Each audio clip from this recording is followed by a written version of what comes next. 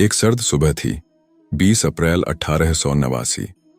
Austria के ब्राउनाउ नामक छोटे से कस्बे में एक बालक ने जन्म लिया जो आगे चलकर इतिहास के सबसे विवादित और खतरनाक किरदारों में गिना जाने वाला था।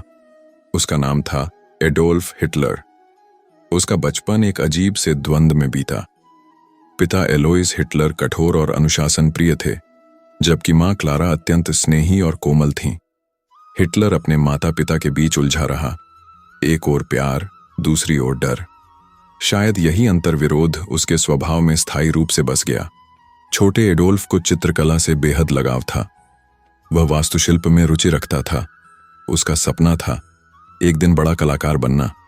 लेकिन जब उसने वियना की कला अकादमी में 2 बार दाखिले के लिए प्रयास किया और हर बार उसे यह कहकर नकार दिया गया कि तुम मानव आकृति चित्रित करने में सक्षम नहीं हो, तो उसका सपना बिखर गया। यह अस्वीकृति उसकी आत्मा को चीर गई। अब वह अकेला, निराश और भटकता हुआ वियना की सड़कों पर रहने लगा, कभी सस्ते लॉज में, कभी फुटपाथ पर। उसने पोस्टकार्ड बनाकर बेचे, 2 जून की रोटी कमाई और वहीं से उसके मन में यहूदियों के खिलाफ नफरत की चिंगारी भड़कने लगी। वर्ष 1913 में वह म्यूनिख चला आया। अगले ही वर्ष जब प्रथम विश्व युद्ध शुरू हुआ, उसने खुशी खुशी जर्मन सेना में नाम लिखवाया। युद्ध उसके लिए एक उद्देश्य बन गया। वह एक बहादुर सैनिक के रूप में उभरा। लेकिन 1918 में जब जर्मनी को हार स्वीकार करनी पड़ी, तो वह अंदर से टूट गया। उसने इस हार के लिए यहूदियों और वामपंथियों को दोषी ठहराया, जिसे वह पीठ में छुरा घोंपना कहता रहा। युद्ध के बाद का जर्मनी बेहाल था।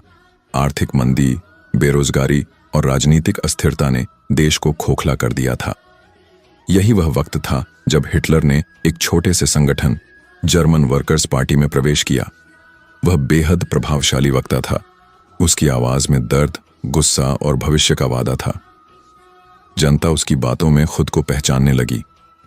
जल्दी ही वह पार्टी का नेतृत्व करने लगा और पार्टी का नाम बदला गया national socialist German workers party, जिसे आज हम नाजी पार्टी के नाम से जानते हैं। 1923 में उसने म्यूनिख की सरकार गिराने की असफल कोशिश की और गिरफ्तार कर लिया गया।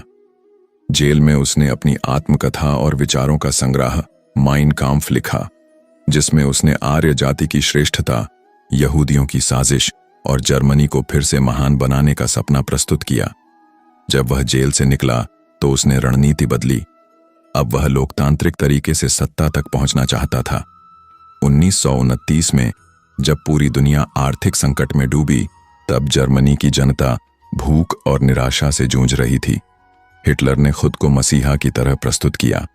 उसने वादा किया, मैं जर्मनी को फिर से महान बनाऊंगा। जनता उसकी बातों पर विश्वास करने लगी। 30 जनवरी 1933 को हिटलर जर्मनी का चांसलर बन गया। सत्ता मिलते ही उसने लोकतंत्र को धीरे धीरे खत्म करना शुरू किया। संसद में आग लगने की घटना को आधार बनाकर उसने आपातकाल लागू किया। एनाबलिंग एक्ट पास करवाकर उसने खुद को अधिनायक बना लिया। अब वह पूरी तरह तानाशाह था। फिर शुरू हुआ यहूदियों के खिलाफ खुले अत्याचार का दौर। न्यूरेमबर्ग कानूनों के तहत उन्हें नागरिकता से वंचित किया गया।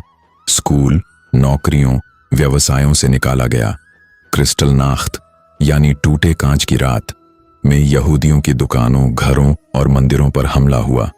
ये सब धीरे धीरे नहीं, बल्कि योजनाबद्ध तरीके से हो रहा था। 1 सितंबर 1939 को हिटलर ने पोलैंड पर आक्रमण किया और द्वितीय विश्व युद्ध की शुरुआत हो गई।